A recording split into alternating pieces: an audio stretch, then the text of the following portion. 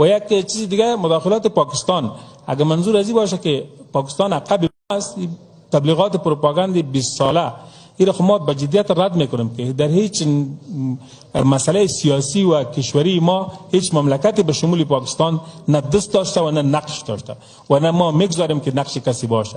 امارات اسلامی افغانستان به خاطر استقلالیت خود، به خاطر حریت و آزادی خود با تمام دنیا جنگید، تقریبا 48 کشور را نپذیرفت. چطور ممکن است که یک کشور پاکستان را من حیث بادار خود بپذیره؟ این چیزی است که ما امتحان دادیم در عرصه. اقدامات ما از روز اول تا به امروز به خاطر اسلام بوده و به خاطر کشور بوده.